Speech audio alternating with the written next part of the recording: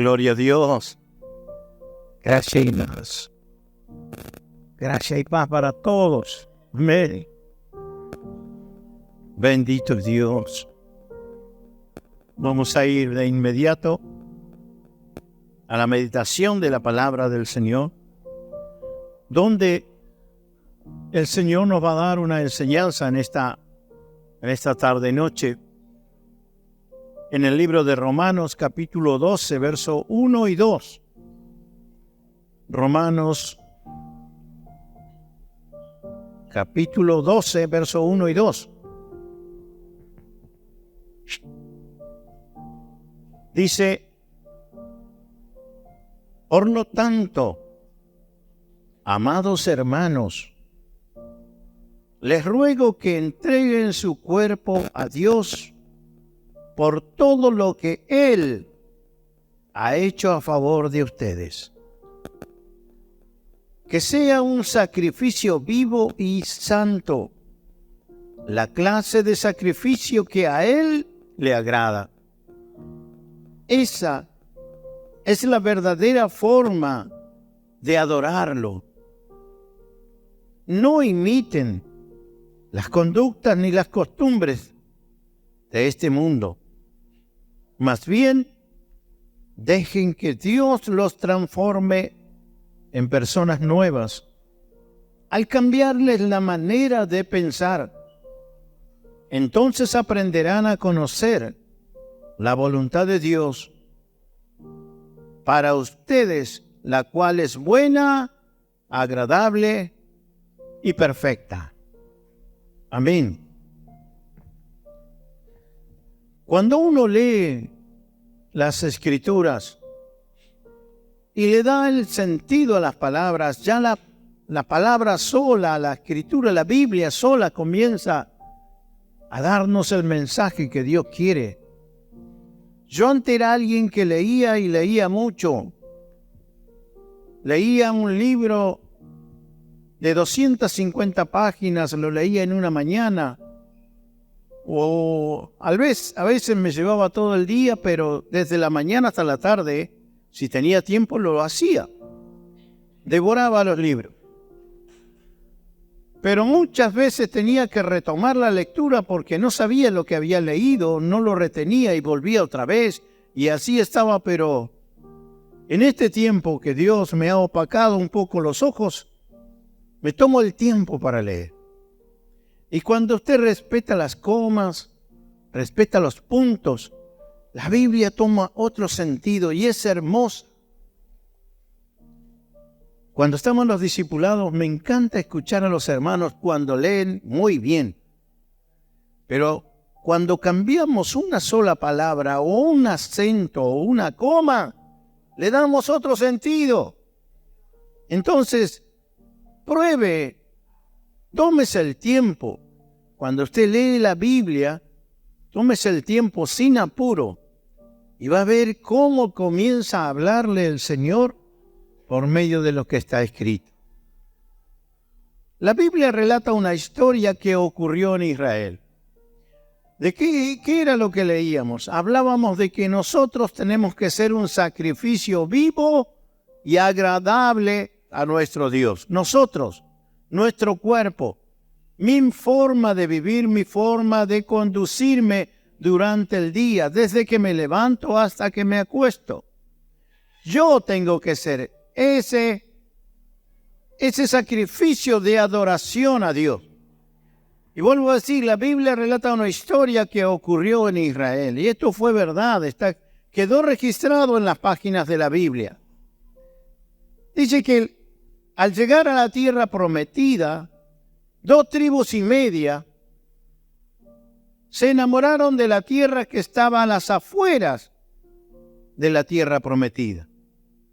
La tierra prometida estaba limitada por un río, se llamaba Jordán, o se llama Jordán. Cuando llegan todas las huestes de Israel, estas 2 tribus y media, porque eran 12 tribus que componían el pueblo de Israel, se enamoraron de la ribera del río. Siempre, cuando uno viaja y va por un desierto, cuando se encuentra una franja verde que cruza el desierto, uno sabe que ahí hay una corriente de agua o un arroyo, y si es un río está muy frondoso, árboles, mucho verde. Cuando ellos llegan, después de cruzar todo el desierto, llegan a la tierra prometida, se encuentran con un montón de verde sombra. Venían de pasar muchos años, 40 años de caminar en medio del desierto. Entonces llegan a ese lugar y se encuentran con el río Jordán. Josué, que estaba liderando a Israel en ese momento, les dice: vamos a cruzar, porque del otro lado está la tierra que Dios nos prometió. Pero ellos dijeron: che, está bueno acá, está muy lindo esto.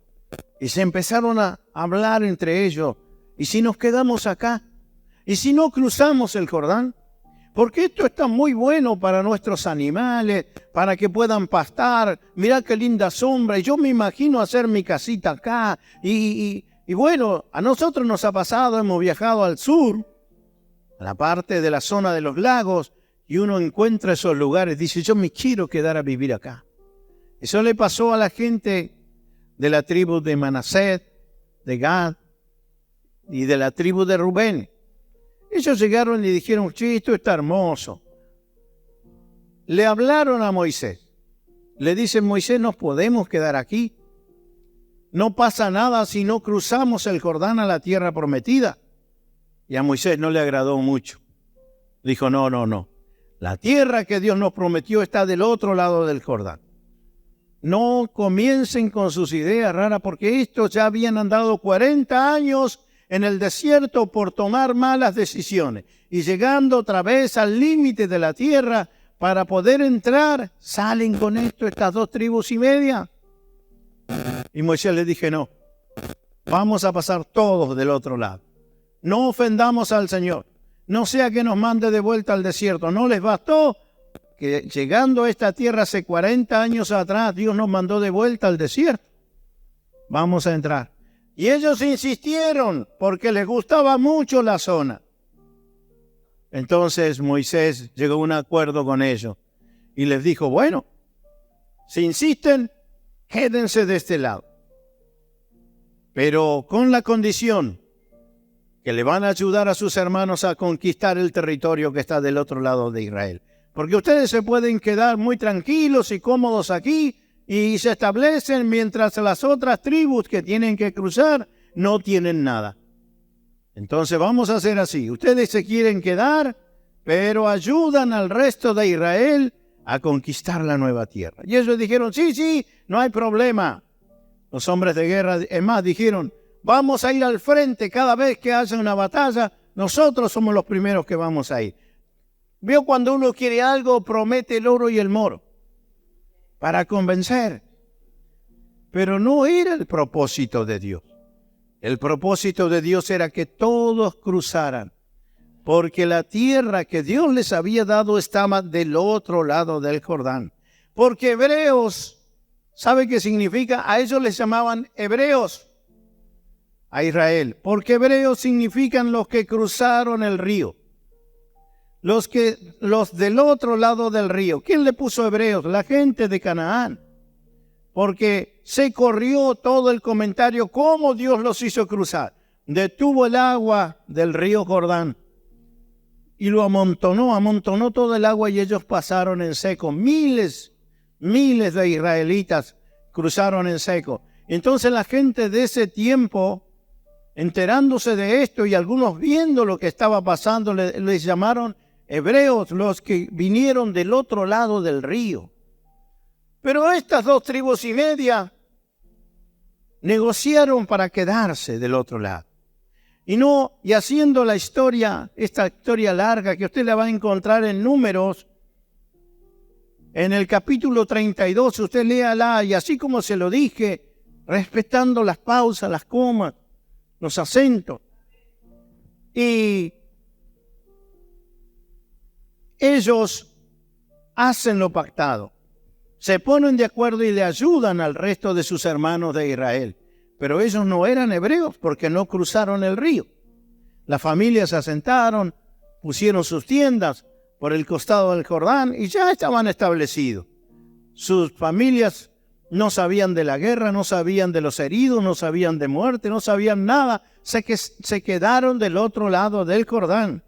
Pero la tierra prometida era cruzar el Jordán. Pasaron los años.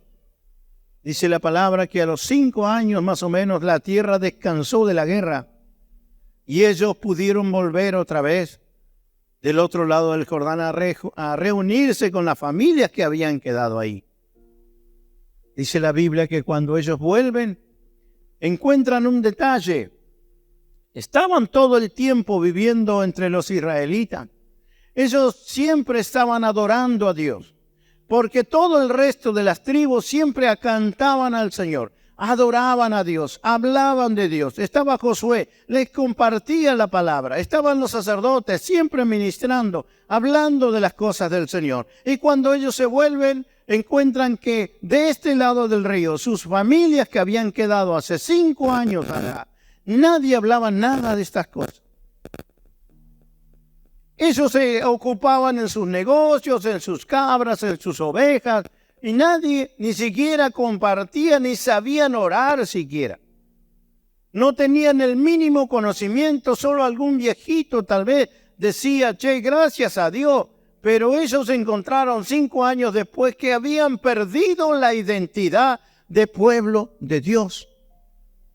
Y esto ocurrió porque esas tribus no cruzaron el Jordán, no habían entrado a la tierra prometida. Entonces estos guerreros que volvían a reunirse con su familia, ellos estaban acostumbrados a hablar con sus hermanos de Israel y dijeron, che, si nosotros no hacemos algo, nosotros también vamos a perder esta identidad de pueblo de Dios. Vamos a inventarnos un altar. Y solamente había un solo altar. Estaba en Israel. Pero ellos dijeron, construyamos un altar, una réplica que sea muy parecido a lo que tienen aquí en Silo, que tienen nuestros hermanos de Israel. Vamos a hacernos ese altar, aunque nosotros no podemos ofrecer sacrificio, ni adorar al Señor, ni hacer ofrenda, pero por lo menos que tengamos algo que nos recuerde que somos hijos de Dios. Hicieron una réplica.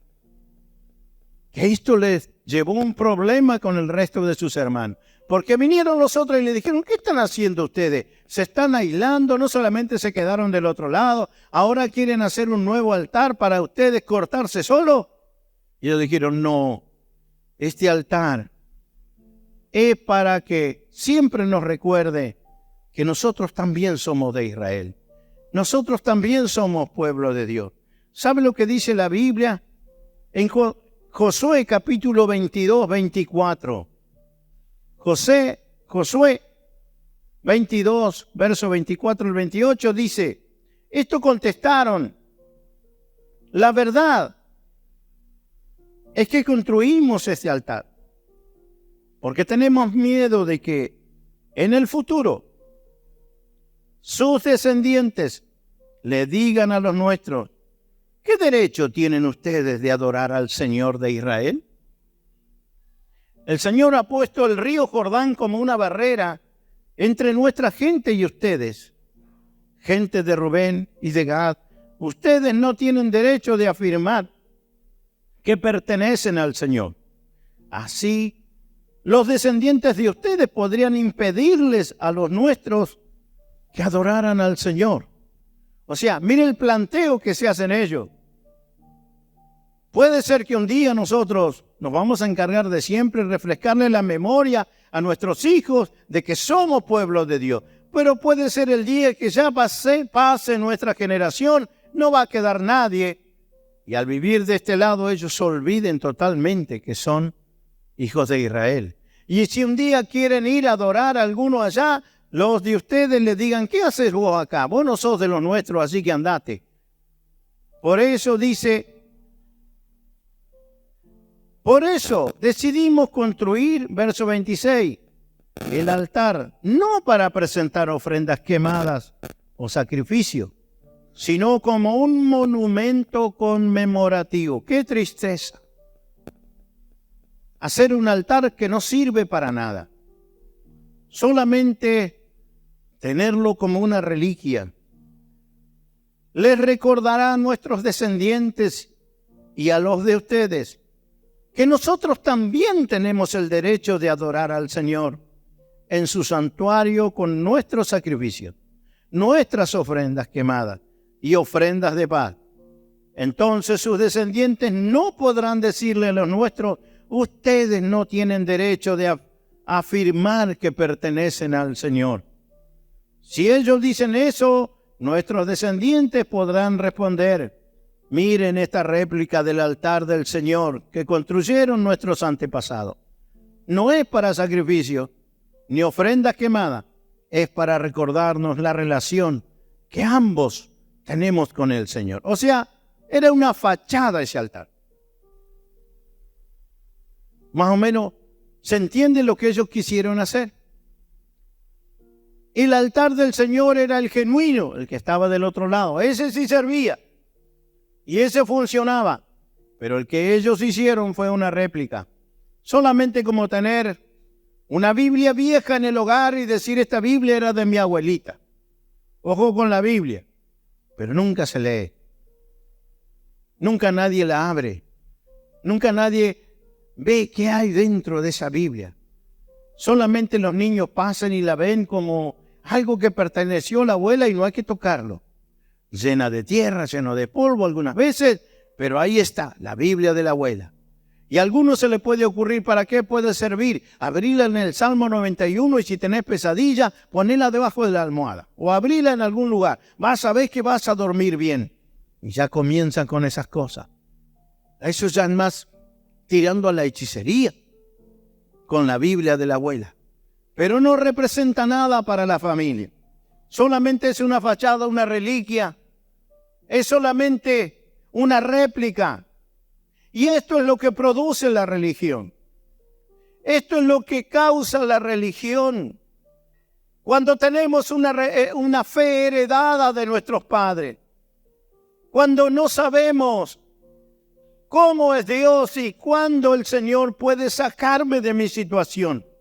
Cuando dependo siempre de alguien, siempre que alguien esté intercediendo por mí. Cuando tengo un problema y digo: bueno, tenés que llamar a un pastor o a alguno de la iglesia que te venga a orar. Cuando no sé nada de Dios. Pero digo: sí, mis padres iban a la iglesia. Mi abuela me llevaba a la escuelita dominical. Cuando no tengo identidad. ¿Sabe lo que pasó con esas tribus que quedaron del otro lado del Jordán? Poco a poco fueron perdiendo lo que ellos temían. Lo que ellos se preocuparon esa vez que iba a pasar, pasó entre ellos. De pronto, esa tierra era de los cananeos. Y al no cruzar y estar con Israel, sus hermanos, estos chicos, estos muchachos, comenzaron a hablar como hablaban los cananeos. De pronto empezaron a agarrar las mismas costumbres que tenía la gente del lugar. Comenzaron a consumir las mismas cosas que consumían nosotros. Iban a algún lugar, quizás al colegio, a lo que sea, y hablaban el mismo lenguaje que hablaban nosotros y perdieron el temor y la identidad de Dios en sus vidas. Porque los padres, tanto que se preocuparon en ponerles una réplica, ellos fueron los que le hicieron el mayor daño a sus hijos, no cruzarlos el Jordán. Porque vieron que aquí estaba mejor, les gustó la comodidad y vieron lo material. Pero ellos tenían la orden, como todo Israel, de cruzar ese Jordán y entrar a la tierra prometida. Pero no lo hicieron. Negociaron. Ofrecieron hasta su vida por quedarse ahí. Les dijeron: iremos al frente de la batalla si es necesario, si nos dejas quedar de este lugar. Ofrecieron todo con tal de lograr lo que ellos querían. Pero las generaciones que vinieron fueron afectadas. Llegó a tal punto que tuvieron que hablarles y enseñarles de Dios a algunos porque perdieron toda identidad de ser hijos de Dios. Parece que la coincidencia O sea, la realidad fuera una coincidencia en muchas familias que concurrieron a los templos, a las iglesias, pero que no cruzaron ese Jordán y se establecieron en la tierra prometida. ¿Sabe qué significa el Jordán? Aunque algunos digan que no, y los que vean este video van a decir, no, siempre hablan de lo mismo. No. Hay una manera de entrar en la promesa y en la gracia de Dios. Una sola manera. Y dijo Jesús, si no naces de nuevo, por medio del agua y del Espíritu, no puedes entrar. No hay manera que entres. No hay manera que disfrutes de la vida de Cristo en ti. Pero algunos dicen, no, pero yo no necesito eso porque ya lo hice cuando era niño, ya lo hice en mi manera en otro tiempo. No, yo ya lo hice, ya está. Muchos han dicho así. Yo me bauticé bien y está todo bien. Yo no digo que no. Pero su vida ha demostrado que no cambió, que no es un adorador, que no es alguien que tiene a Cristo en su vida, que no impacta a nadie, ni siquiera a sus hijos. Porque aunque podemos hacernos una réplica, aunque podemos tal vez enseñarles, hacer alguna oración aprendida a nuestros niñitos para que se vayan a dormir, algún cantito para que puedan bendecir los alimentos. Tal vez podemos hacer alguna que otra cosa para alguna historia, algo que a ellos les recuerde. Pero si nosotros no cruzamos ese Jordán, seremos lo que más daño le vamos a hacer a las generaciones que siguen. El altar. ¿Qué es el altar?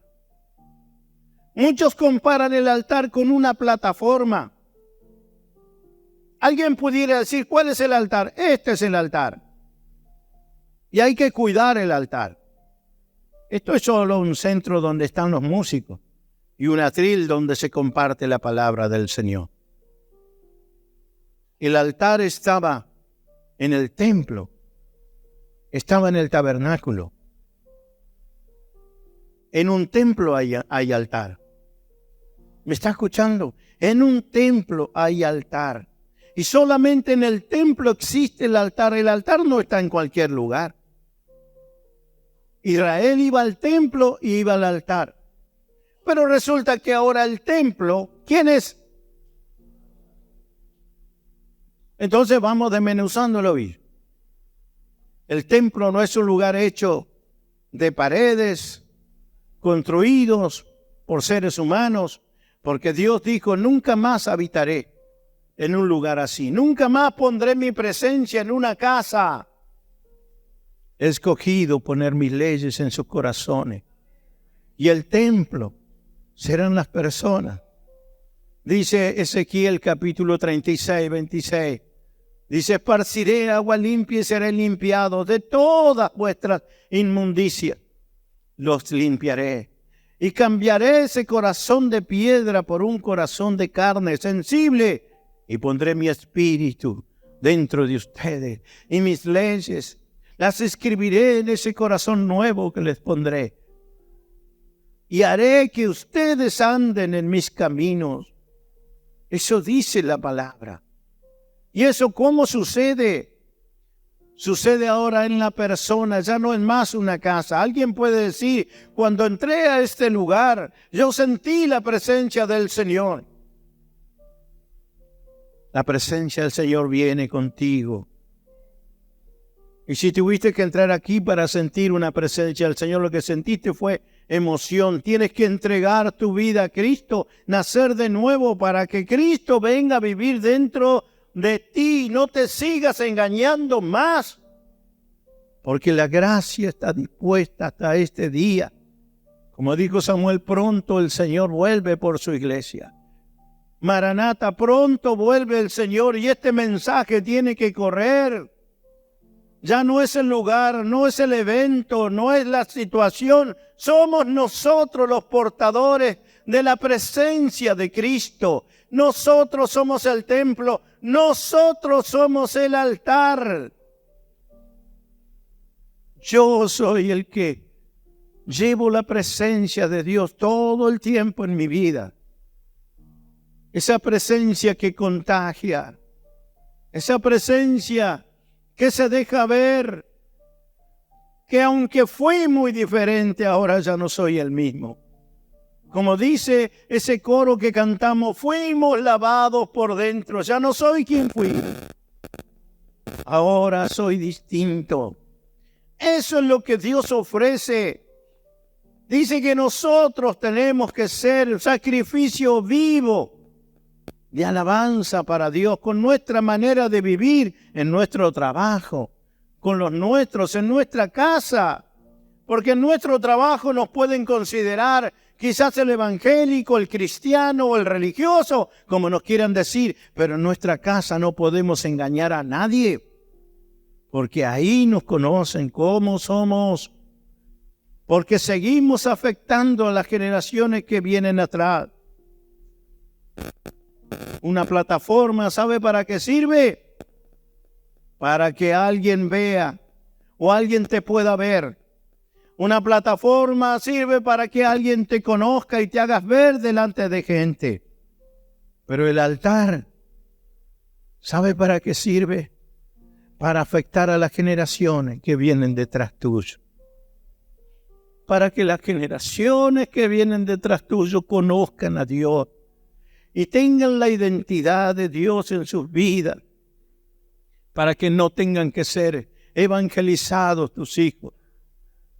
¿Cuántos de nosotros nos pasamos la vida dentro de un templo y muchos de los hijos estaban perdidos o andaban sin rumbo, pensando que algún día, como ellos fueron entregados de pequeño, algún día el Señor los va a llamar porque instruye al niño su camino y llegará viejo y no se apartará de él? Eso lo dice la Biblia, pero sí se apartó. Sí se apartó. ¿Lo instruiste? ¿Cómo? ¿Sabe cómo se instruyen? Con nuestra vida, viéndonos a nosotros, viendo cómo alabamos a Dios, cómo cantamos. Dice, una congregación nunca miente más que cuando canta. ¿Me escuchó lo que dije? Una congregación nunca miente más que cuando canta himnos o alabanza. Porque canta cosas que no vive. Porque dice, cuántas hermosas canciones que nacen desde lo profundo del alma se cantan sin ningún sentido. Pero el verdadero adorador no se hace por cantar canciones. ¿Sabe lo que produce un verdadero adorador? El amor por Cristo. El amor por Cristo. El Señor dice, puedo perdonar tus pecados, puedo tolerar tu falta, puedo tolerar tus debilidades, pero lo que no puedo soportar es tu falta de amor. Hacer algo sin amor por el Señor, solamente porque tengo que hacerlo. Yo le puedo dar cátedra, he hecho muchas cosas dentro de la religión, sin sentido, esperando que pase el momento y se termine, mirando un reloj, porque ya estaba cansado, aburrido, me quería ir. Sin amor. Sin amor, el Señor le dice a la primitiva iglesia, una cosa tengo contra ti, que has dejado tu primer amor. Eres muy capaz, eres muy trabajador, has tenido mucha paciencia, pero una cosa tengo contra ti, no me amas como al principio. Una vez lo dije, el ejemplo, en un matrimonio, una esposa que le tenga a su esposo todo de punta en blanco, la comida a tiempo, cuando llega del trabajo están sus pantuflas, su ropita, su toallón, todo preparado. Cuando él llega y contento porque realmente no le falta nada, todos los detalles están cubiertos. Pero un día su esposa le dice, yo quiero decirte algo. Yo trato de hacer todo lo que puedo y ser la mejor esposa. Pero te tengo que decir, ya no te amo como antes. Ya no siento nada por vos. ¿De qué sirve todo eso que haces? Si no nos aman, ¿de qué sirve todo lo que puedan hacer por nosotros? ¿Acaso ese marido diría, bueno, no importa que no me ames, lo importante es que tengo todo lo que necesito? ¿Funciona eso? Todo carece de valor cuando el amor no está presente. Todo carece de valor cuando yo no amo a Cristo. Puedo cantar, predicar, hacer todo, pero si no lo amo, no soy adorador. La Biblia dice, lo que leíamos el pasaje, Romanos 12:2, no imiten las conductas ni las costumbres de este mundo. Más bien dejen que Dios los transforme en personas nuevas al cambiarles la manera ¿de qué? De pensar. Dios tiene que ir renovando ese pensamiento. ¿Y cómo lo va a hacer? Por medio de sacar, de desaprender, como decía hoy Diego. Desaprender no es añadir información, es desaprender. Si siempre lo hice así, si vi a mis padres que siempre lo hicieron así, yo hoy tengo que desaprender. Sin amor por Cristo, esto no funciona. Si no hago las cosas por amor, esto no funciona. Yo puedo hacer sacrificio por Él, pero si no hay amor, no funciona. Por eso dice el Señor, dejen que les transforme en personas nuevas al cambiarle la manera de pensar. Entonces aprenderán a conocer la verdad de Dios para ustedes, la cual es buena, agradable y perfecta. Un pensamiento, decíamos la otra vez, desarrolla una actitud. Cuando usted tiene una manera de pensar, tiene una actitud. Toma una actitud. Y si siempre piensa de la misma manera, siempre va a estar actuando de la misma forma. ¿Sabe que una actitud que se repite, qué es lo que genera? Un carácter. Si yo siempre me enojo por cualquier cosa, tengo esa actitud de enojarme, ¿qué carácter se va a desarrollar en mí? Yo pregunto, ¿cuál es el carácter que se va a desarrollar? Un viejo amargado, gruñón, mal llevado. Yo conocí mucha gente así. No le podía hablar, había que mirarle si realmente estaba con su día. Y si justo lo agarró, y más si era un jefe, lo estudiábamos para ver si podíamos pedirle algo, porque si a usted le iba el día que estaba mal, olvídese. Pero eso ya se había hecho un hábito, sabíamos que era así. Pero el Señor dice, dejen que Dios les renueve los pensamientos y esas actitudes por pensar mal siempre. Ahora comience a tomar otra actitud. Por amor a Cristo. Déjese llenar de Cristo.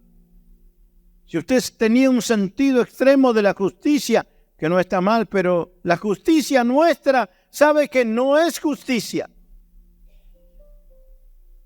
Por ahí, algunos dicen, yo quiero que se haga justicia y me planto en la justicia y creo en la justicia. Pero la justicia nuestra a veces no es justicia. La justicia nuestra, ¿sabe qué es? Venganza. A eso le llamamos justicia. Que pague. Lo que me pasó a mí, que pague. Y que le pase el doble. Y que se hunda y quiero verlo humillado o humillada. Porque que se haga justicia, eso no es justicia. La justicia de Dios paga a cada uno como es. Cuando nosotros queremos justicia, a veces lo que queremos es venganza.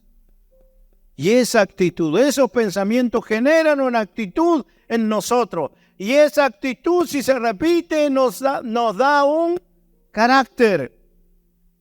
Gente violenta, resentida, que no tolera, no perdona, rencoroso. Por eso tiene que ir cambiando en nosotros, porque nuestros hijos nos están mirando. Hay una generación que nos mira, y si no ve a Cristo en nosotros, esa generación, por más que pongamos una Biblia, por más que invitemos al pastor un día a hacer un culto en nuestra casa, por más que hagamos una oración o tengamos una actitud religiosa en algún momento, ellos sabrán que eso no es genuino, es una fachada, es una réplica de lo de Dios, pero que no funciona. A esta gente le pasó eso. El altar de Dios ya no está en un lugar. El altar de Dios somos nosotros. Todos los días caminamos y somos el sacrificio vivo, decía Pablo. El sacrificio vivo. Pero ese sacrificio no es abnegación nada más, es amor expresado por Cristo. ¿Cuándo es que hago un sacrificio? Cuando tengo la oportunidad y a alguien lo tengo en mi mano. Y puedo hacer con esa persona lo que yo quiera. ¿Saben lo que hago? Lo dejo ir. Lo suelto. Jesús dijo, el misericordioso alcanzará misericordia. ¿Qué significa? Que un día si te tienen en la mano, por lo que tú hiciste, también te van a soltar. Que pudiéndote dar lo que te mereces, un día te van a soltar y te darán otra oportunidad. Salmo 103, verso 8. Dice la palabra que Dios nos trata así. Salmo 103, 8. El Señor es compasivo y misericordioso. ¿Sabe qué significa misericordia?